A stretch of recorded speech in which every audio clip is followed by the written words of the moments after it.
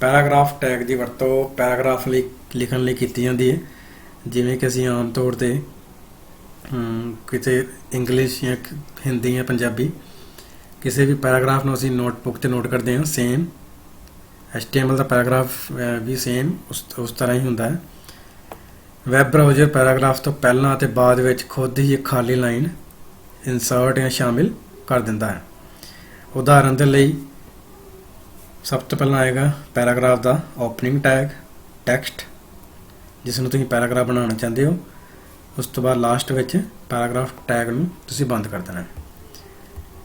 Body tag ਦੀ ਤਰ੍ਹਾਂ paragraph tag ਦਾ ਵੀ align attribute ਹੁੰਦਾ ਹੈ, ਜਿਸ ਦੇ ਰਾਹੀਂ ਅਸੀਂ ਪੈਰਾਗ੍ਰਾਫ ਦੀ ਖੱਬੇ, ਲੈਫਟ, ਸੈਂਟਰ, ਵਿਚਕਾਰ ਅਤੇ ਰਾਈਟ, ਸੱਜੇ ਅਲਾਈਨਮੈਂਟ ਸੈੱਟ ਕਰ ਸਕਦੇ ਹਾਂ। ਜਿਵੇਂ ਕਿ ਅਸੀਂ ਉਦਾਹਰਨ ਦੇਖ ਸਕਦੇ ਹਾਂ, P ਪੈਰਾਗ੍ਰਾਫ ਟੈਗ ਇਸ ਦਾ ਅਸੀਂ ਐਟਰੀਬਿਊਟ ਦੇਤਾ align equal to double quotation mark 'ਚ ਅਸੀਂ ਇਸ ਦੀ ਅਲਾਈਨਮੈਂਟ ਦੇ ਦਿਆਂਗੇ ਲੈਫਟ। ਇਸ ਤਰ੍ਹਾਂ ਅਸੀਂ ਪੈਰਾਗ੍ਰਾਫ ਟੈਗ ਦੀ ਅਲਾਈਨਮੈਂਟ ਸੈੱਟ ਕਰ ਸਕਦੇ ਹਾਂ। ਜਿਵੇਂ ਕਿ ਅਸੀਂ ਹੁਣ ਪੈਰਾਗ੍ਰਾਫ ਟੈਗ ਦੀ ਉਦਾਹਰਨ ਵਿੱਚ ਦੇਖ ਸਕਦੇ ਹਾਂ। ਅਸੀਂ ਇਸ ਵਿੱਚ ਦੋ ਪੈਰਾਗ੍ਰਾਫ ਟੈਗ ਲਏ ਹੈ। ਇੱਕ ਪੈਰਾਗ੍ਰਾਫ ਜਿਸ ਪਹਿਲੇ ਪੈਰਾਗ੍ਰਾਫ ਟੈਗ ਦੀ ਅਸੀਂ ਅਲਾਈਨਮੈਂਟ ਸੈਂਟਰ ਕੀਤੀ ਹੋਈ ਹੈ, ਦੂਸਰੇ ਪੈਰਾਗ੍ਰਾਫ ਟੈਗ ਦੀ ਅਲਾਈਨਮੈਂਟ ਅਸੀਂ ਰਾਈਟ ਸਾਈਡ ਕੀਤੀ ਹੋਈ ਹੈ।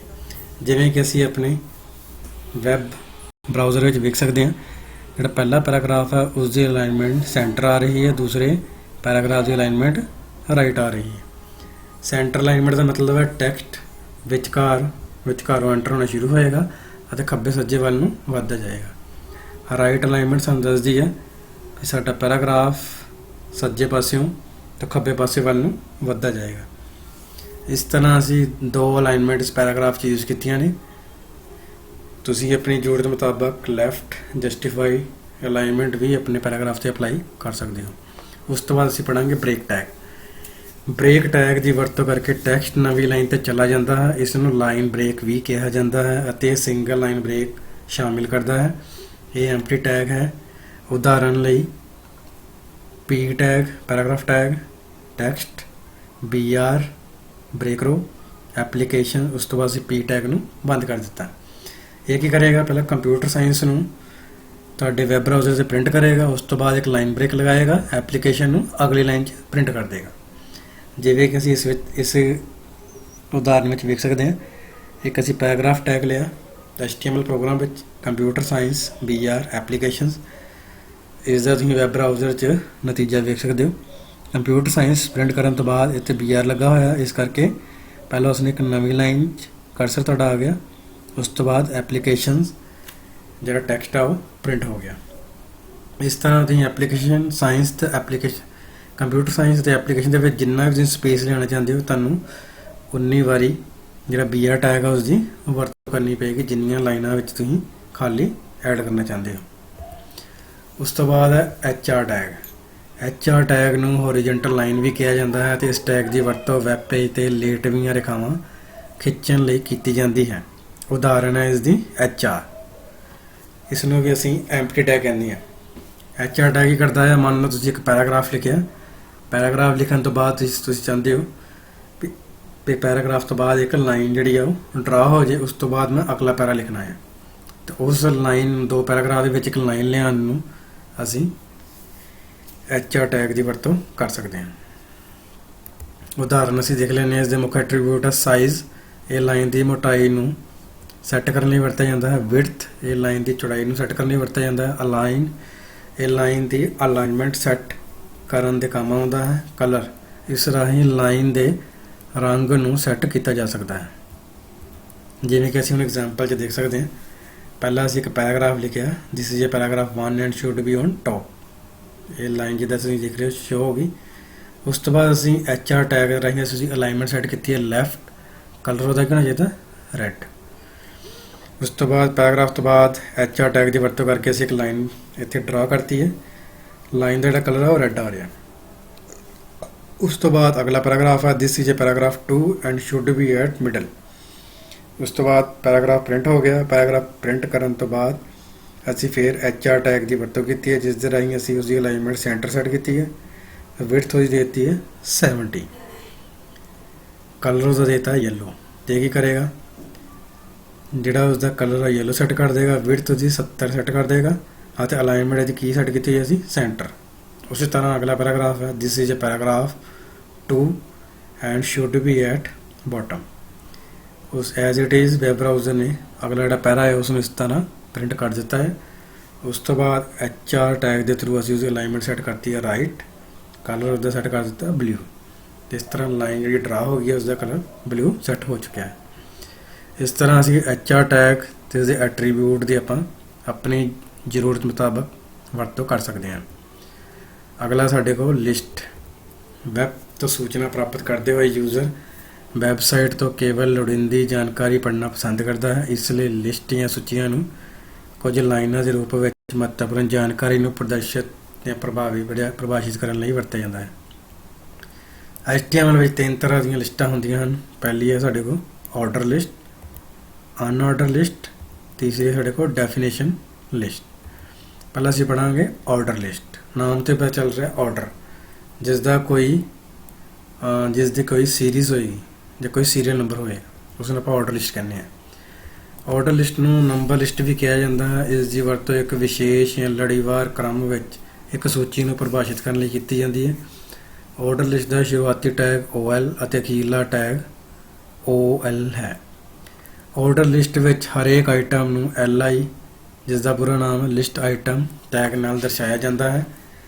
ਆਰਡਰ ਲਿਸਟ ਵਿੱਚ ਟਾਈਪ ਐਟਰੀਬਿਊਟ ਵੀ ਵਰਤਿਆ ਜਾਂਦਾ ਹੈ, ਜਿਸ ਦੇ ਮੁੱਲ ਹਨ ਅਰਬਿਕ ਯਾਨੀ ਕਿ ਨੰਬਰ 1 ਤੋਂ ਲੈ ਕੇ 10 ਤੱਕ। ਉਸ ਤੋਂ ਬਾਅਦ ਵੱਡੇ ਅੱਖਰਾਂ ਵਿੱਚ ਅੰਗਰੇਜ਼ੀ ਦੇ ਛੋਟੇ ਅੱਖਰਾਂ ਵਿੱਚ I ਰੋਮਨ ਵੱਡੇ ਅੱਖਰ ਵਿੱਚ ਜਾਂ ਸਮਾਲ I ਰੋਮਨ ਛੋਟੇ ਅੱਖਰਾਂ ਵਿੱਚ। ਉਸ ਤੋਂ ਬਾਅਦ ਅਸੀਂ ਉਦਾਹਰਨ ਦੇਖ ਲੈਂਦੇ ਹਾਂ। OL ਟੈਗ ਉਸਦੀ ਟਾਈਪ ਅਸੀਂ ਦੇ ਦਿੱਤੀ ਹੈ E। ਇਹਦਾ ਮਤਲਬ ਇਹ ਹੈ ਵੀ ਅੱਖਰ ਜਿਹੜੇ ਆ ਵੱਡੇ ਅੱਖਰਾਂ 'ਚ ਆਉਣਗੇ।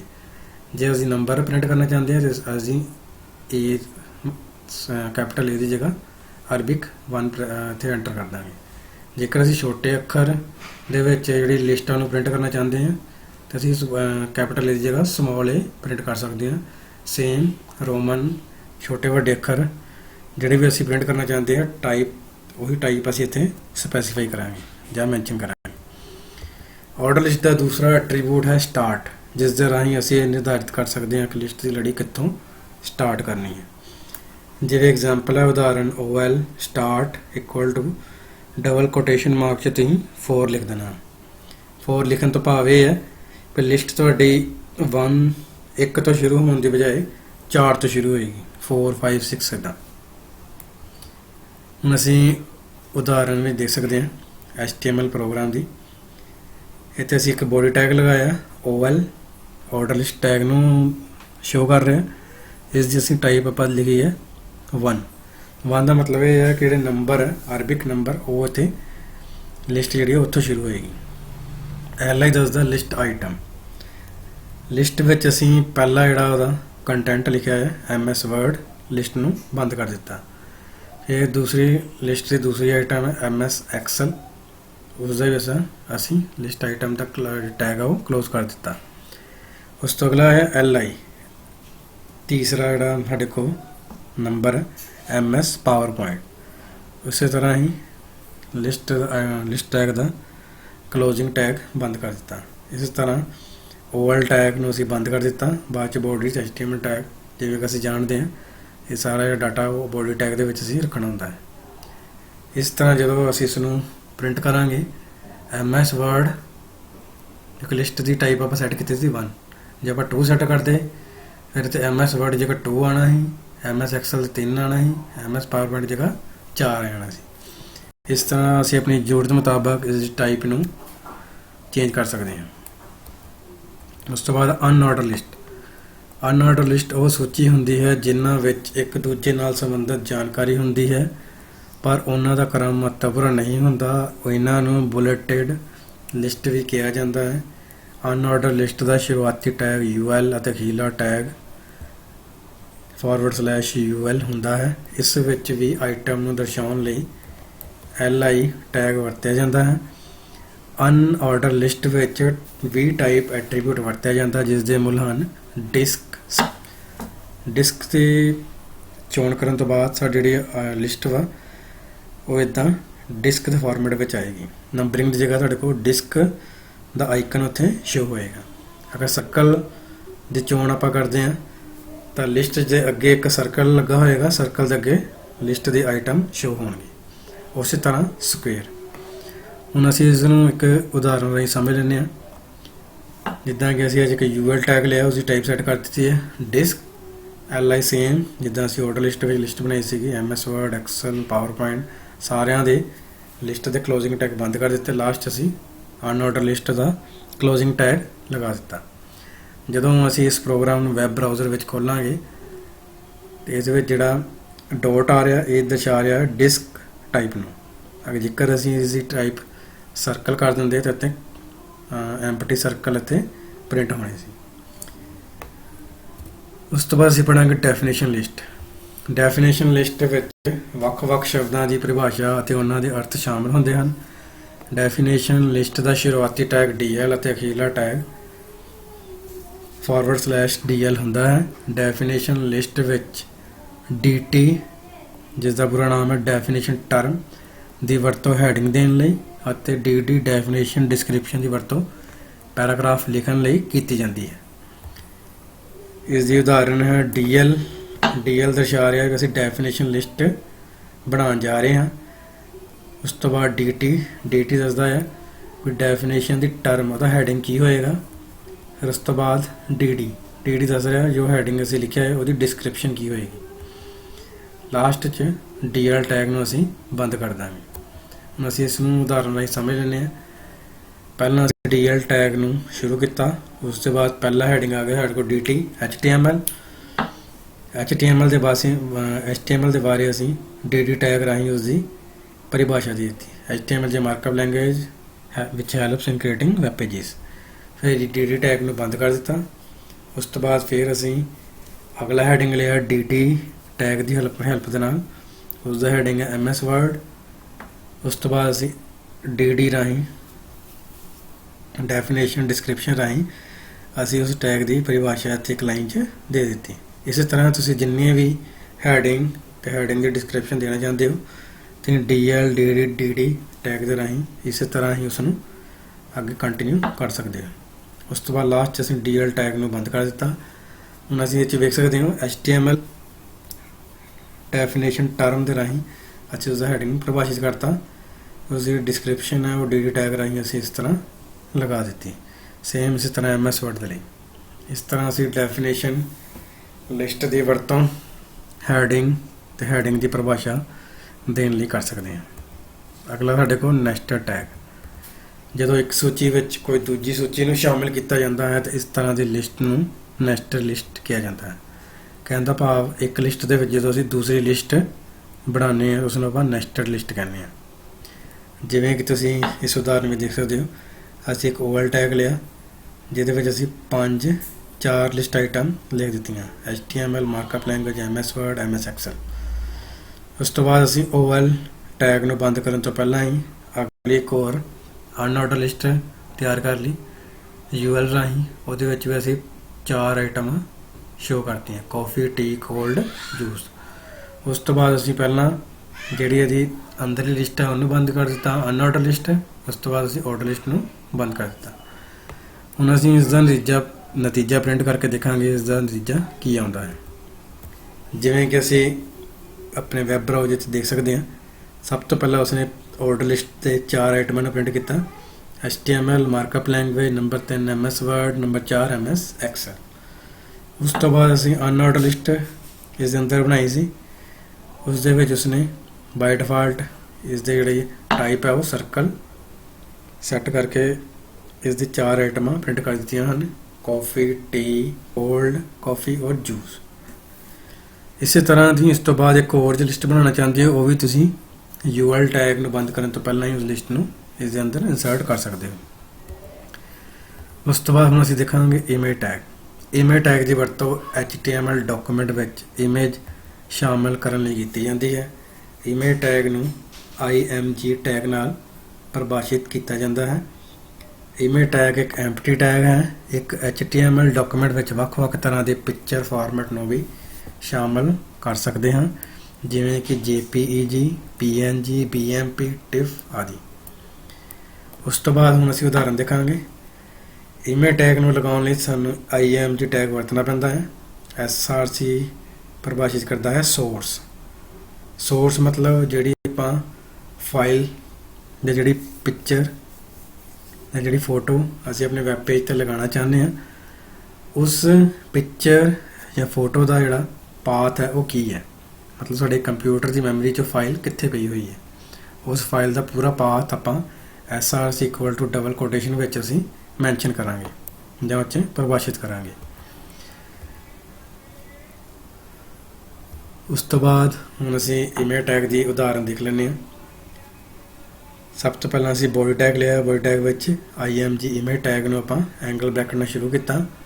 ਸੋਰਸ = ਡਬਲ ਕੋਟੇਸ਼ਨ ਮਾਰਕਸ ਦੇ ਵਿੱਚ ਅਸੀਂ ਜੋ ਪਿਕਚਰ ਅਸੀਂ ਇੱਥੇ ਲਗਾਈ ਹੈ ਉਸਦਾ ਪੂਰਾ ਪਾਥ ਮੈਂਸ਼ਨ ਕਰਨ ਤੋਂ ਬਾਅਦ ਡਬਲ ਕੋਟੇਸ਼ਨ ਵਿੱਚ ਅਸੀਂ ਇਸ ਦੀ ਟਾਈਪ ਦੇ ਦਿੱਤੀ PNG। ਜਦੋਂ ਅਸੀਂ ਇਸ ਪ੍ਰੋਗਰਾਮ ਨੂੰ ਚਲਾ ਕੇ ਦੇਖਾਂਗੇ ਵੈਬ ਬਰਾਊਜ਼ਰ 'ਚ, ਤਾਂ ਜਿਹੜੀ ਫੋਟੋ ਹੈ ਜੇਕਰ ਉਹਦਾ ਪਾਥ ਬਿਲਕੁਲ ਸਹੀ ਲੱਗਾ ਹੈ ਤੁਹਾਡੇ ਵੈਬ ਬਰਾਊਜ਼ਰ 'ਚ ਇਸ ਤਰ੍ਹਾਂ ਜਿਹੜੀ ਫੋਟੋ ਹੈ ਉਹ ਪ੍ਰਿੰਟ ਹੋ ਜਾਏਗੀ। ਉਸ ਤੋਂ ਬਾਅਦ ਹੁਣ ਅਸੀਂ ਇਮੇਜ ਟੈਗ ਦੇ ਕੁਝ ਹੋਰ ਐਟਰੀਬਿਊਟ ਬਾਰੇ ਜਾਣਾਂਗੇ। ਪਹਿਲਾਂ ਸਾਡੇ ਕੋਲ ਇਮੇਜ ਟੈਗ ਦਾ ਐਟਰੀਬਿਊਟ ਹੈ ALT। ਇਸ ਐਟਰੀਬਿਊਟ ਦੀ ਵਰਤੋਂ ਇਮੇਜ ਉੱਪਰ ਅਲਟਰਨੇਟ ਟੈਕਸਟ ਦੇਣ ਲਈ ਕੀਤੀ ਜਾਂਦੀ ਹੈ। ਮਤਲਬ ਜੇਕਰ ਤੁਹਾਡੀ ਜਿਹੜੀ ਇਮੇਜ ਹੈ ਉਹ ਵੈਬ ਪੇਜ ਵਿੱਚ ਪ੍ਰਦਰਸ਼ਿਤ ਨਹੀਂ ਹੁੰਦੀ ਤਾਂ ਉਸ ਇਮੇਜ ਦੀ ਥਾਂ 'ਤੇ ਕਲਿੱਕ ਕਰਨ ਦੇ ਉੱਪਰ ਤੁਹਾਨੂੰ ਇੱਕ ਟੈਕਸਟ ਦਿਖਾਈ ਦੇਗਾ ਜੋ ਅਸੀਂ ਅਲਟਰਨੇਟ ਟੈਗ ਰਾਹੀਂ ਸੈੱਟ ਕਰਾਂਗੇ। ਉਸ ਤੋਂ ਬਾਅਦ ਹੈ ਵਿਡਥ ਐਂਡ ਹਾਈਟ। ਇਹਨਾਂ ਐਟਰੀਬਿਊਟ ਦੀ ਵਰਤੋਂ ਇਮੇਜ ਦੀ ਉਚਾਈ ਅਤੇ ਚੌੜਾਈ ਸੈੱਟ ਕਰਨ ਲਈ ਕੀਤੀ ਜਾਂਦੀ ਹੈ। ਉਸ ਤੋਂ ਬਾਅਦ ਹੈ ਅਲਾਈਨ।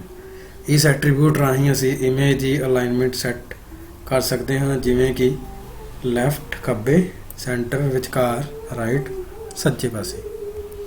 ਉਸ ਤੋਂ ਬਾਅਦ ਹੈ ਬਾਰਡਰ ਐਟਰੀਬਿਊਟ ਰਾਹੀਂ ਅਸੀਂ ਇਮੇਜ ਦੇ ਬਾਰਡਰ ਦੀ ਮੋਟਾਈ ਨੂੰ ਘਟਾ ਵਧਾ ਸਕਦੇ ਹਾਂ। ਮਤਲਬ ਇਮੇਜ ਦਾ ਜਿਹੜਾ ਘੇਰਾ ਹੈ ਉਸ ਦੀ ਮੋਟਾਈ ਨੂੰ ਅਸੀਂ ਵਧਾ ਘਟਾ ਸਕਦੇ ਹਾਂ।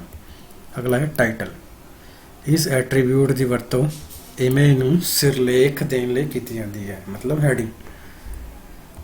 ਉਸ ਤੋਂ ਬਾਅਦ ਇਮੇਜ ਟੈਗ ਐਟਰੀਬਿਊਟ। ਇਸ ਵਿੱਚ ਅਸੀਂ ਦੇਖਾਂਗੇ ਅਸੀਂ ਇੱਕ ਇਮੇਜ ਟੈਗ ਦੀ ਵਰਤੋਂ ਕੀਤੀ ਹੈ ਜਿਸ ਵਿੱਚ ਉਹਦਾ ਸੋਰਸ ਮੈਂਸ਼ਨ ਕਰ ਦਿੱਤਾ ਹੈ। ਜਿਵੇਂ ਕਿ ਅਸੀਂ ਪਿਛਲੀ ਇਮੇਜ ਟੈਗ ਵਿੱਚ ਦੇਖਿਆ ਸੀਗਾ ਵੀ ਉਸਦਾ ਉਹ ਪਾਥ ਜਿੱਥੇ ਫੋਟੋ ਕੰਪਿਊਟਰ ਦੀ ਯਾਦਾਸ਼ਤ ਵਿੱਚ ਪਈ ਹੋਈ ਹੈ। ਵਿਡਥ ਦੀ ਸੈੱਟ ਕੀਤੀ ਅਸੀਂ 30%, ਮਤਲਬ ਵਿੰਡੋ ਸਾਈਜ਼ ਦਾ 30% ਹਿੱਸਾ। ਹਾਈਟ ਵੀ ਅਸੀਂ ਸੈੱਟ ਕੀਤੀ ਹੋਈ ਹੈ 50%। ਬਾਰਡਰ ਅਸੀਂ ਇਸ ਦਾ ਸੈੱਟ ਕਰਤਾ ਹੈ 2। ਜਿਵੇਂ ਕਿ ਤੁਸੀਂ ਇਸ ਪਿਕਚਰ ਦਾ ਘੇਰਾ ਵੇਖ ਰਹੇ ਹੋ, ਮੋਟਾਈ तो एक ही शो कर रहा है इसकी बॉर्डर। उस तो बाद टाइटल शो हो रहा है ऑफिस। तो ऑफिस की है इसका टाइटल जो तुसी फोटो के उपर देख पा रहे हो।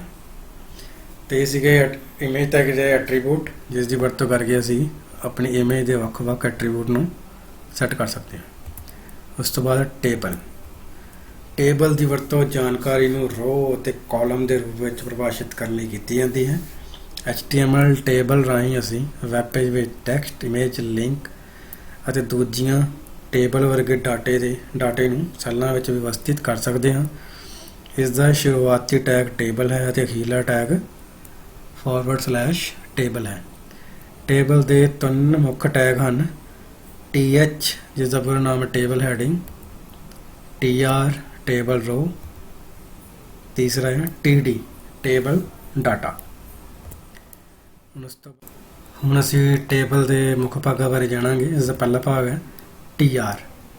ਇਸ ਟੈਗ ਦੀ ਵਰਤੋਂ ਟੇਬਲ ਵਿੱਚ ਨਵੀਂ ਰੋ ਸ਼ਾਮਲ ਕਰਨ ਲਈ ਕੀਤੀ ਜਾਂਦੀ ਹੈ।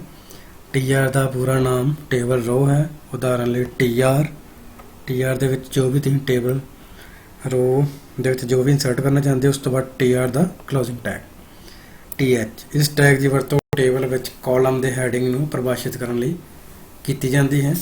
TH ਟੈਗ ਦਾ ਪੂਰਾ ਨਾਮ ਹੈ ਟੇਬਲ ਹੈਡਿੰਗ। ਮਤਲਬ ਜਿੰਨੇ ਵੀ ਤੁਸੀਂ ਇੱਕ ਰੋ ਦੇ ਵਿੱਚ ਹੈਡਿੰਗ ਸੈੱਟ ਕਰਨੀ ਹੋ ਉਸ ਰਾਹੀਂ ਤੁਸੀਂ TH ਟੈਗ ਦੀ ਵਰਤੋਂ ਕਰ ਸਕਦੇ ਹੋ। TD ਇਸ ਟੈਗ ਦੀ ਵਰਤੋਂ ਟੇਬਲ ਦੇ ਸੈੱਲਾਂ ਵਿੱਚ ਡਾਟਾ ਲਿਖਣ ਲਈ ਕੀਤੀ ਜਾਂਦੀ ਹੈ। TD ਟੈਗ ਦਾ ਪੂਰਾ ਨਾਮ ਟੇਬਲ ਹੈਡਿੰਗ ਹੈ। ਉਦਾਹਰਨ ਲਈ TD ਦੇ ਵਿੱਚ ਲਿਖਿਆ ਟੈਕਸਟ, ਉਸ ਤੋਂ ਬਾਅਦ TD ਦਾ ਕਲੋਜ਼ਿੰਗ ਟੈਗ। ਹੁਣ ਜਿਵੇਂ ਕਿ ਅਸੀਂ ਇਸ ਵਿੱਚ ਦੇਖ ਸਕਦੇ ਹਾਂ, ਅਸੀਂ ਇੱਕ ਟੇਬਲ ਟੈਗ ਲਿਆ ਹੈ। ਇਸ ਦਾ ਮਤਲਬ ਇਹ ਹੈ ਕਿ ਅਸੀਂ ਇੱਕ ਟੇਬਲ ਬਣਾਉਣ ਜਾ ਰਹੇ ਹਾਂ। ਫਿਰ ਉਸ ਤੋਂ ਬਾਅਦ ਅਸੀਂ ਇਸ ਦਾ ਪਹਿਲਾ ਭਾਗ ਲਿਆ TR ਟੈਗ, ਟੇਬਲ ਰੋ। ਟੇਬਲ ਰੋ ਦੇ ਵਿੱਚ ਅਸੀਂ ਕਿੰਨੇ ਕਾਲਮ ਲੈਣਾ ਚਾਹੁੰਦੇ ਹਾਂ, ਉਸ ਨੂੰ ਆਪਾਂ TH ਦੇ ਨਾਲ ਪਰਿਭਾਸ਼ਿਤ ਕਰ ਦਾਂਗੇ, TH ਹੈਡਿੰਗ ਦੇ ਰਾਹੀਂ। ਹੁਣ ਅਸੀਂ ਟੇਬਲ ਟੈਗ ਦੇ ਅਗਲੇ ਐਟਰੀਬਿਊਟ ਸੈੱਲ ਸਪੇਸਿੰਗ ਅਤੇ ਸੈੱਲ ਪੈਡਿੰਗ ਬਾਰੇ ਜਾਣਾਂਗੇ। ਸੈੱਲ ਸਪੇਸਿੰਗ ਟੇਬਲ ਟੈਗ ਦਾ ਐਟਰੀਬਿਊਟ ਹੈ। ਸੈੱਲ ਸਪੇਸਿੰਗ ਐਟਰੀਬਿਊਟ ਦੀ ਵਰਤੋਂ ਕਰਕੇ ਅਸੀਂ ਟੇਬਲ ਦੇ ਸੈੱਲ ਦੇ ਵਿਚਕਾਰ ਖਾਲੀ ਥਾਂ ਨੂੰ ਘਟਾ ਵਧਾ ਸਕਦੇ ਹਾਂ। ਉਦਾਹਰਨ ਦੇ ਲਈ ਟੇਬਲ ਸਪੇਸ ਦੇ ਕੇ ਸੈੱਲ ਸਪੇਸਿੰਗ ਇਕੁਅਲ ਟੂ ਜਿੰਨਾ ਤੁਸੀਂ ਸਾਈਜ਼ ਆਪਣੇ ਸੈੱਲਾਂ ਦੇ ਵਿਚਕਾਰ ਲਿਆਉਣਾ ਚਾਹੁੰਦੇ ਹੋ ਉਹਨਾਂ ਸਾਈਜ਼ ਤੁਸੀਂ ਇੱਥੇ ਮੈਂਸ਼ਨ ਕਰ ਸਕਦੇ ਹੋ। ਸੋ ਸੈੱਲ ਸਪੇਸਿੰਗ ਸਾਨੂੰ ਕੀ ਦੱਸਦਾ ਹੈ, ਇੱਕ ਜਾਂ ਇੱਕ ਤੋਂ ਵੱਧ ਜਿਹੜੇ ਸੈੱਲ ਹੈ ਉਹਨਾਂ ਦੇ ਵਿੱਚ ਕਿੰਨਾ ਤੁਸੀਂ ਗੈਪ ਜਾਂ ਖਾਲੀ ਥਾਂ ਲਿਆਉਣਾ ਚਾਹੁੰਦੇ ਹੋ, ਉਸ ਦੇ ਲਈ ਅਸੀਂ ਸੈੱਲ ਸਪੇਸਿੰਗ ਦੀ ਵਰਤੋਂ ਕਰਦੇ ਹਾਂ। ਸੈੱਲ ਪੈਡਿੰਗ ਦੂਸਰਾ number. Cell padding table tag ਦਾ ਸੈੱਲ ਪੈਡਿੰਗ ਵੀ ਟੇਬਲ ਟੈਗ ਦਾ ਹੀ ਐਟਰੀਬਿਊਟ ਹੈ। ਸੈੱਲ ਪੈਡਿੰਗ ਐਟਰੀਬਿਊਟ ਦੀ ਵਰਤੋਂ ਕਰਕੇ ਅਸੀਂ ਟੇਬਲ ਦੇ ਸੈੱਲ ਦੇ ਬਾਰਡਰ ਅਤੇ ਸੈੱਲ ਦੇ ਕੰਟੈਂਟ ਦੇ ਵਿਚਕਾਰ ਖਾਲੀ ਥਾਂ ਨੂੰ ਵਧਾ ਘਟਾ ਸਕਦੇ ਹਾਂ। ਉਦਾਹਰਨ ਲਈ ਟੇਬਲ ਸਪੇਸ ਦੇ ਸੈੱਲ ਪੈਡਿੰਗ ਇਕੁਅਲ ਟੂ ਦਾ ਸਾਈਜ਼। ਹੁਣ ਅੱਗੇ ਅਸੀਂ ਐਗਜ਼ਾਮਪਲ ਰਾਹੀਂ ਸਮਝਾਂਗੇ। ਅਸੀਂ ਇੱਕ ਟੇਬਲ ਟੈਗ ਲਿਆ, ਟੇਬਲ ਟੈਗ ਦੇ ਅੰਦਰ ਅਸੀਂ ਉਹਦਾ ਬਾਰਡਰ ਲਗਾਇਆ 2 ਪੁਆਇੰਟ ਤੱਕ, ਅਲਾਈਨਮੈਂਟ ਸੈੱਟ ਕੀਤੀ ਉਹਦੀ ਸੈਂਟਰ, ਸੈੱਲ ਸਪੇਸਿੰਗ ਅਸੀਂ ਦੇ ਦਿੱਤੀ ਹੈ 10। ਤੇ ਇਹ ਦੱਸ ਰਿਹਾ ਵਾ ਸੈੱਲ, ਇੱਕ ਸੈੱਲ ਤੇ 2 ਸੈੱਲ ਦੇ ਵਿਚਕਾਰ ਦਾ ਜਿਹੜਾ ਅੰਤਰ ਹੈ, ਠੀਕ ਹੈ, ਉਹਨੂੰ ਅਸੀਂ ਕੀ ਕਹਿੰਦੇ ਹਾਂ, ਸੈੱਲ ਸਪੇਸਿੰਗ। ਇਸ ਤਰ੍ਹਾਂ ਅਸੀਂ ਸੈੱਲ ਦੀ ਜਿਹੜੀ ਹੈ ਸਪੇਸਿੰਗ ਆ ਉਹ ਸੈੱਟ ਕਰ ਸਕਦੇ ਹਾਂ। ਉਸ ਤੋਂ ਬਾਅਦ cell padding. Cell padding attribute ਦੀ ਵਰਤੋਂ ਆਪਾਂ ਕਿਵੇਂ ਕਰ ਸਕਦੇ ਹਾਂ। ਟੇਬਲ ਟੈਗ ਦੇ ਅੰਦਰ ਅਸੀਂ ਬਾਰਡਰ ਲਾਈਨ ਤੋਂ ਇਲਾਵਾ ਸੈੱਲ ਪੈਡਿੰਗ ਦਾ ਅਸੀਂ ਸਾਈਜ਼ ਸੈੱਟ ਕਰ ਦਿੱਤਾ 10। ਸੋ ਇਹ ਦੱਸ ਰਿਹਾ ਵਾ ਸੈੱਲ ਦੇ ਬਾਰਡਰ ਤੇ ਸੈੱਲ ਦੇ ਕੰਟੈਂਟ, ਠੀਕ ਹੈ, ਮਤਲਬ ਜਿਹੜਾ ਸੈੱਲ ਹੈ, ਸੈੱਲ ਦਾ ਜਿਹੜਾ ਬਾਰਡਰ ਹੈ ਤੇ ਸੈੱਲ ਦੇ ਵਿੱਚ ਜੋ ਆਪਾਂ ਡਾਟਾ ਲਿਖਿਆ ਹੈ, ਇਹਨਾਂ ਵਿੱਚ ਜਿਹੜੀ ਹੈ ਖਾਲੀ ਥਾਂ ਹੈ, ਉਸ ਨੂੰ ਲਿਆਉਣ ਲਈ ਅਸੀਂ ਸੈੱਲ ਪੈਡਿੰਗ ਐਟਰੀਬਿਊਟ ਦੀ ਵਰਤੋਂ ਕਰਦੇ ਹਾਂ। ਉਸ ਤੋਂ ਬਾਅਦ ਬੱਚਿਓ ਹੁਣ ਅਸੀਂ ਟੇਬਲ ਟੈਗ ਦੇ ਅਗਲੇ ਐਟਰੀਬਿਊਟ ਕਾਲ ਸਪੈਨ ਅਤੇ ਰੋ ਸਪੈਨ ਬਾਰੇ ਜਾਣਾਂਗੇ। ਕਾਲ ਸਪੈਨ ਟੇਬਲ ਡਾਟਾ ਅਤੇ ਟੇਬਲ ਹੈਡਿੰਗ ਟੈਗ, ਜਿਸ ਨੂੰ ਆਪਾਂ TD ਅਤੇ TH ਨਾਂ ਨਾਲ ਜਾਣਦੇ ਹਾਂ, ਦਾ ਐਟਰੀਬਿਊਟ ਹੈ। ਇਸ ਟੈਗ ਦੀ ਵਰਤੋਂ ਕਰਕੇ ਅਸੀਂ 2 ਜਾਂ 2 ਤੋਂ ਵੱਧ ਕਾਲਮ ਨੂੰ ਇਕੱਠਾ ਕਰ ਸਕਦੇ ਹਾਂ। ਉਦਾਹਰਨ ਦੇ ਲਈ ਟੇਬਲ ਤੋਂ ਬਾਅਦ ਸਪੇਸ ਦੇ ਕੇ ਕਾਲ ਸਪੈਨ ਇਕੁਅਲ ਟੂ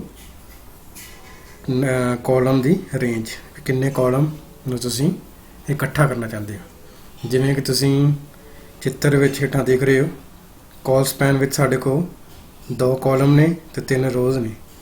ਇਹਦੇ ਵਿੱਚ ਅਸੀਂ ਸੈਕਿੰਡ ਜਿਹੜੀ ਰੋ ਹੈ ਉਹਦੇ ਅਸੀਂ 2 ਕਾਲਮ ਨੂੰ ਕੰਬਾਈਨ ਕਰਕੇ ਸਿੰਗਲ ਕਾਲਮ 'ਚ ਬਦਲ ਲਿਆ। ਉਸ ਤੋਂ ਬਾਅਦ ਹੈ ਰੋ ਸਪੈਨ। ਰੋ ਸਪੈਨ ਵੀ TD ਅਤੇ TH ਟੈਗ ਦਾ ਐਟਰੀਬਿਊਟ ਹੈ। ਇਸ ਟੈਗ ਦੀ ਵਰਤੋਂ ਕਰਕੇ ਅਸੀਂ 2 ਜਾਂ 2 ਤੋਂ ਵੱਧ ਰੋ ਨੂੰ ਇਕੱਠਾ ਕਰ ਸਕਦੇ ਹਾਂ। ਉਦਾਹਰਨ ਲਈ ਟੇਬਲ ਤੋਂ ਬਾਅਦ ਸਪੇਸ ਦੇ ਕੇ row span equal to number of rows, ਕਿੰਨੀਆਂ ਰੋਜ਼ ਨੂੰ ਤੁਸੀਂ ਇਕੱਠਾ ਕਰਨਾ ਚਾਹੁੰਦੇ ਹੋ। ਜਿਵੇਂ ਕਿ ਅਸੀਂ ਉਦਾਹਰਨ ਵਿੱਚ ਚਿੱਤਰ ਵਿੱਚ ਦੇਖ ਸਕਦੇ ਹਾਂ ਕਿ ਅਸੀਂ 3 ਰੋਜ਼ ਨੂੰ ਇਕੱਠਾ ਕਰਕੇ ਇੱਕ ਸਿੰਗਲ ਸੈੱਲ ਵਿੱਚ ਬਦਲ ਲਿਆ। ਹੁਣ ਅੱਗੇ ਅਸੀਂ ਉਦਾਹਰਨ ਰਾਹੀਂ ਸਮਝਾਂਗੇ। HTML ਦੇ ਨੋਟਪੈਡ 'ਚ ਜਿਵੇਂ ਕਿ ਅਸੀਂ ਇਹ ਪ੍ਰੋਗਰਾਮ ਦੇਖ ਪਾ ਰਹੇ ਹਾਂ, ਪਹਿਲਾਂ ਅਸੀਂ ਟੇਬਲ ਦਾ ਇੱਕ ਬਾਰਡਰ ਲਗਾਇਆ, ਅਲਾਈਨਮੈਂਟ ਸੈੱਟ ਕੀਤੀ ਹੈ। ਉਸ ਤੋਂ ਬਾਅਦ ਸੈਕਿੰਡ ਰੋ ਦੇ ਵਿੱਚ ਜਿਵੇਂ ਕਿ ਅਸੀਂ ਨਤੀਜੇ ਵਿੱਚ ਦੇਖ ਪਾ ਰਹੇ ਹਾਂ, ਸੈਕਿੰਡ ਰੋ ਵਿੱਚ ਅਸੀਂ ਸਟੂਡੈਂਟ ਨੇਮ ਤੇ ਫਾਦਰ ਨੇਮ ਦੋਵਾਂ ਨੂੰ ਕੰਬਾਈਨ ਕਰਕੇ ਇੱਕ ਸਿੰਗਲ ਸੈੱਲ ਵਿੱਚ ਕਨਵਰਟ ਕਰ ਲਿਆ ਹੈ। ਇਸ ਵਿੱਚ ਅਸੀਂ ਵੇਖ ਸਕਦੇ ਹਾਂ TD table row TD col span equal to 2 ਹਨ ਦੱਸ ਰਿਹਾ ਕਿ ਅਸੀਂ 2 ਕਾਲਮ ਨੂੰ ਕੰਬਾਈਨ ਕਰਕੇ ਇੱਕ ਕਾਲਮ 'ਚ ਜਾਂ ਇੱਕ ਸੈੱਲ 'ਚ ਕਨਵਰਟ ਕਰਨਾ ਚਾਹੁੰਦੇ ਹਾਂ। ਤੇ ਇਸ ਤਰ੍ਹਾਂ ਜਦੋਂ ਅਸੀਂ ਇਸ ਪ੍ਰੋਗਰਾਮ ਨੂੰ .html ਨਾਲ ਸੇਵ ਕਰਾਂਗੇ, ਵੈਬ ਬਰਾਊਜ਼ਰ ਖੋਲਾਂਗੇ ਤੇ ਉਸਦੀ ਜਿਹੜੀ ਆਊਟਪੁੱਟ ਆ ਕੁਝ ਇਸ ਤਰ੍ਹਾਂ ਸ਼ੋ ਹੋਏਗੀ। ਉਸ ਤੋਂ ਬਾਅਦ ਹੈ ਰੋ ਸਪੈਨ। ਰੋ ਸਪੈਨ ਸਾਨੂੰ ਦੱਸਦਾ ਹੈ ਕਿ ਅਸੀਂ ਇੱਕ ਤੋਂ ਜ਼ਿਆਦਾ ਰੋਜ਼ ਨੂੰ ਕੰਬਾਈਨ ਕਰਕੇ ਇੱਕ ਸਿੰਗਲ ਰੋ ਇੱਕ ਸਿੰਗਲ ਸੈੱਲ ਵਿੱਚ ਕਨਵਰਟ ਕਰ ਸਕਦੇ ਹਾਂ। ਜਿਵੇਂ ਕਿ ਅਸੀਂ ਇਸ 'ਤੇ ਦੇਖ ਪਾ ਰਹੇ ਹਾਂ TD ਰੋ ਸਪੈਨ ਇਕੁਅਲ ਟੂ 2, ਨੇਮ ਆ ਗਿਆ ਸੋਹਨ। ਇਸ ਤਰ੍ਹਾਂ ਹੀ ਐਗਜ਼ਾਮਪਲ ਦੇ ਸਕਦੇ ਹਾਂ ਕਿ ਸਾਡੇ ਦੋ ਜਿਹੜੇ ਰੋਜ਼ ਹੈ ਉਹ ਇੱਕ ਸਿੰਗਲ ਸੈੱਲ ਵਿੱਚ ਕਨਵਰਟ ਹੋ ਚੁੱਕੇ ਹਨ। ਉਸ ਤੋਂ ਬਾਅਦ ਅਸੀਂ ਪੜ੍ਹਾਂਗੇ ਹੁਣ ਟੇਬਲ ਵਿੱਚ ਬੈਕਗਰਾਊਂਡ ਲਗਾਉਣਾ। ਟੇਬਲ ਵਿੱਚ ਬੈਕਗਰਾਊਂਡ ਐਟਰੀਬਿਊਟ ਦੀ ਵਰਤੋਂ ਕਰਕੇ ਅਸੀਂ ਟੇਬਲ ਦੇ ਬੈਕਗਰਾਊਂਡ ਬਦਲ ਸਕਦੇ ਹਾਂ। ਇਸ ਦਾ ਪਹਿਲਾ ਸਾਡੇ ਕੋਲ ਜਿਹੜਾ ਐਟਰੀਬਿਊਟ ਹੈ ਉਹ ਹੈਗਾ ਟੇਬਲ ਬੈਕਗਰਾਊਂਡ ਇਕੁਅਲ ਟੂ ਉਸ ਫਾਈਲ ਜਾਂ ਉਸ ਪਾਥ ਪਿਕਚਰ ਦਾ ਪਾਥ ਜਿੱਥੇ ਜਾਂ ਜਿਸ ਐਡਰੈਸ 'ਤੇ ਜਿਹੜੀ ਫੋਟੋ ਹੈ ਉਹ ਪਈ ਹੋਈ ਹੈ। ਉਸ ਤੋਂ ਬਾਅਦ ਦੂਸਰਾ ਜਿਹੜਾ ਐਟਰੀਬਿਊਟ ਹੈ BG ਕਲਰ ਦੀ ਵਰਤੋਂ ਟੇਬਲ ਦੀ ਬੈਕਗਰਾਊਂਡ ਦਾ ਰੰਗ ਬਦਲਣ ਲਈ ਕੀਤੀ ਜਾਂਦੀ ਹੈ। ਉਦਾਹਰਨ ਲਈ ਟੇਬਲ ਸਪੇਸ ਦੇ ਕੇ BG ਕਲਰ, ਉਸ ਤੋਂ ਬਾਅਦ ਡਬਲ ਕੋਟੇਸ਼ਨ 'ਚ ਤੁਸੀਂ ਉਸ ਕਲਰ ਦਾ ਨਾਮ ਦੇ ਦੇਣਾ ਹੈ। ਟੇਬਲ ਦੇ ਦੋਵੇਂ ਐਟਰੀਬਿਊਟ ਸੇਮ ਅਸੀਂ ਬੋਡੀ ਟੈਗ ਵਿੱਚ ਵੀ ਵਰਤੇ ਸੀ। ਸੇਮ ਇਸਦਾ ਟੈਗ ਦਾ ਉਹੀ ਮੀਨਿੰਗ ਹੈ ਜੋ ਬੋਡੀ ਟੈਗ ਵਿੱਚ ਅਸੀਂ ਇਹਨੂੰ ਵਰਤੋਂ ਕਰਦੇ ਸੀ। ਹੁਣ ਅਸੀਂ ਇਸ ਨੂੰ ਉਦਾਹਰਨ ਲਈ ਸਮਝ ਲੈਂਦੇ ਹਾਂ। ਸਭ ਤੋਂ ਪਹਿਲਾਂ ਅਸੀਂ ਇੱਕ ਟੇਬਲ ਟੈਗ ਦੇ ਵਿੱਚ ਅਸੀਂ ਬਾਰਡਰ ਲਗਾਇਆ ਜਿਸਦਾ ਸਾਈਜ਼ ਹੈ 2। ਬੈਕਗਰਾਊਂਡ ਟੈਗ ਦੇ ਰਾਹੀਂ ਐਟਰੀਬਿਊਟ ਰਾਹੀਂ ਅਸੀਂ ਉਸ ਫਾਈਲ ਦਾ ਪਾਥ ਦੇ ਦਿੱਤਾ ਜਿਸ ਫੋਟੋ ਨੂੰ ਅਸੀਂ ਆਪਣੇ ਟੇਬਲ ਦੇ ਬੈਕਗਰਾਊਂਡ 'ਤੇ ਲਗਾਉਣਾ ਚਾਹੁੰਦੇ ਹਾਂ। ਉਸ ਤੋਂ ਬਾਅਦ ਇੱਕ ਅਸੀਂ ਹੋਰ ਟੇਬਲ ਲਿਆ, ਉਸ ਦੇ ਵਿੱਚ ਅਸੀਂ BG ਕਲਰ ਟੈਗ ਵਰਤ ਕੇ ਉਸ ਟੇਬਲ ਦਾ ਜਿਹੜਾ ਬੈਕਗਰਾਊਂਡ ਕਲਰ ਆ ਬਲੂ ਸੈੱਟ ਕਰ ਦਿੱਤਾ। ਬਾਕੀ ਡਾਟਾ ਸੇਮ ਉੱਦਾਂ ਹੀ ਜਦੋਂ ਪਿਛਲੇ ਤੋਂ ਚਲੇ ਆ ਰਿਹਾ। ਇਸ ਤਰ੍ਹਾਂ ਦੇਖ ਸਕਦੇ ਹਾਂ ਵੀ ਪਹਿਲੇ ਟੇਬਲ ਵਿੱਚ ਅਸੀਂ ਇੱਕ ਬੈਕਗਰਾਊਂਡ ਲਗਾਈ ਹੈ, ਦੂਸਰੇ ਟੇਬਲ ਵਿੱਚ ਅਸੀਂ ਇੱਕ ਬਲੂ ਕਲਰ ਲਗਾਇਆ।